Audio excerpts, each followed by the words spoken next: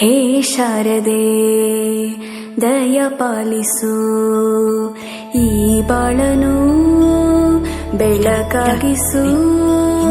ಹೇ ಶಾರದೆ ದಯ ಪಾಲಿಸು, ಈ ಬಾಳನು ಬೆಳಕಾಗಿಸು.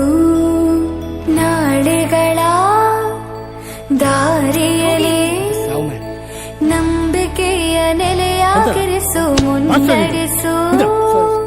ಕೈ ಹಿಡಿದು ನಾವಾಡೋ ಪದ ಪದದಲ್ಲೂ ಸಂಚರಿಸು. ಹೂವಲ್ಲಿ ಜೇನು ಗುಳಿ ಕಟ್ಟದೇನು, ನೀರಲ್ಲಿ ಮೀನು ಅಡಿ ಮುಟ್ಟದೇನು, ಆ ದೈವದಾಜ್ಞೆನೇ ಎಲ್ಲಾನು. ಹೇ ಶಾರದೆ ದಯ ಪಾಲಿಸು, ಈ ಬಾಳನು ಬೆಳಕಾಗಿಸು. ಹೇ ಶಾರದೆ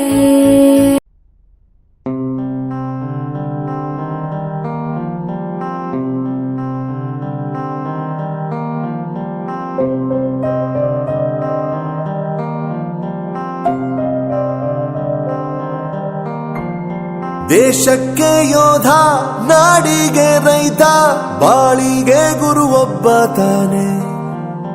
ಅಕ್ಷರ ಕಲಿಸೋ, ಅಜ್ಞಾನ ಅಳಿಸೋ, ಅವನೂನು ಅನ್ನದಾತಾನೆ.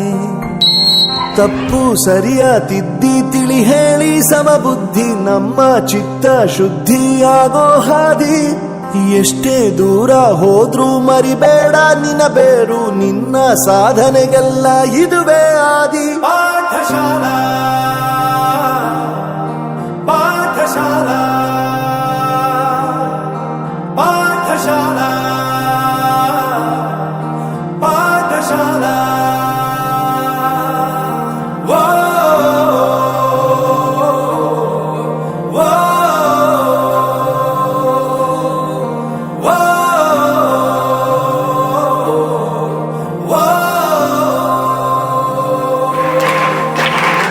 ದೇಶಕ್ಕೆ ಯೋಧ, ನಾಡಿಗೆ ರೈತ, ಬಾಳಿಗೆ ಗುರು ಒಬ್ಬ ತಾನೆ.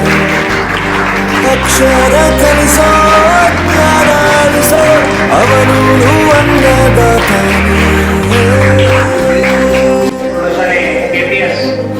ಚಲೋರೆಡ್ಡಿಯಿಂದ ಎಸ್ಎಲ್ಸಿ ಮಕ್ಕಳಿಗೆ ಅಭ್ಯಾಸ ಪುಸ್ತಕ ವಿತರಣಾ ಸಮಾರಂಭ.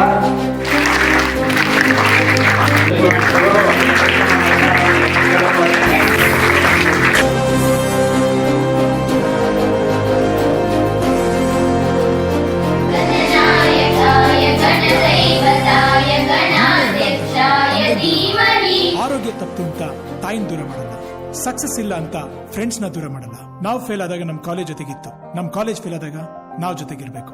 I am professor Yuvraj, graduated from R K university. ಪ್ರತಿಯೊಂದು ಮಾತು ಕಲಿತ ಜಾಗ, ಪ್ರತಿ ಹೆಜ್ಜೆ ಗುರುತು ಅರಿತ ಜಾಗ, ಕನಸುಗಳ ಜೊತೆಗೆ ನಡೆದ ಜಾಗ, ಸ್ನೇಹಿತರ ಪ್ರೀತಿ ಪಡೆದ ಜಾಗ. ಏನು ಕೀಳಿಲ್ಲ, ಜ್ಞಾನದ ಹಸಿವಿದ್ದಾಗ ಮೊದಲು ಕೊನೆಯಿಲ್ಲ. ಮನೆಯೇ ಮೊದಲ ಶಾಲೆ, ತಾಯಿನೇ ಗುರು, ತಾಯಿದು ಪಾಠ ಹೇಳಿದ ಗುರುವೇ ಅರಿವು. ಎಲ್ಲ ದಾನಕ್ಕೂ ಶ್ರೇಷ್ಠ ವಿದ್ಯೆ ಎನ್ನುವುದನ್ನು ತಿಳಿದ ದೇಶ ನಮದು, ವಿಶ್ವದ ಕಣ್ಣು. ಮುಂದೆ ಗುರಿ ಇರಬೇಕು, ಹಿಂದೆ ಗುರು ಇರಬೇಕು, ನಂಬಿ ನಡೆದರೆ ಸಾಕು ಸಾರ್ಥಕ ಬದುಕು.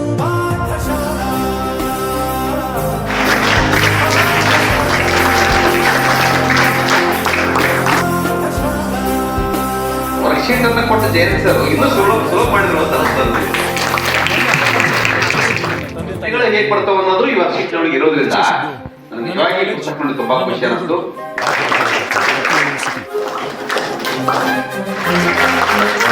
ಸಮಚಿತ್ತವಾಗಿ ನೋಡಿದ್ರೆ ನೀವು 100% ಪಾಸ್ ಆಗ್ತದೆ. 2017 ಅಲ್ಲಿ ನಾವು ಶಾಲಾ ಶಿಕ್ಷಣ ಕಾರ್ಯಕ್ರಮ ಅನ್ನತಕ್ಕಂಥ ಒಂದು ಪ್ರಕಲ್ಪವನ್ನ ತೆಗೆದುಕೊಂಡ್ವಿ. ಇವತ್ತು ವರ್ಕ್ ನೀವು ಕೈ ಸೇರಿದ್ರ ಆ ವರ್ಕ್ ಮನೆಯೊಳಗೆ ತೆಗೆದಿಟ್ರೆ ಕೆಲಸ ಆಗೋದಿಲ್ಲ. ಆ ವರ್ಕ್ ಬುಕ್ನಲ್ಲಿ ವರ್ಕ್ ಆಗಬೇಕು, ಅಂದಾಗ ಮಾತ್ರ ಯಶಸ್ಸು ಕಾಣಲಿಕ್ಕೆ ಸಾಧ್ಯ. ರೀತಿ ಕಲಿತಿದ್ದಿಲ್ಲಿ ಧನ್ಯವಾದಗಳು. ಸ್ವಾಮಿ ವಿವೇಕಾನಂದ ಯೂತ್ ಮೂವ್ಮೆಂಟ್ ಬಹಳಷ್ಟು ಸಹಾಯ ಸಹಕಾರದಿಂದ ಧನ್ಯವಾದಗಳನ್ನು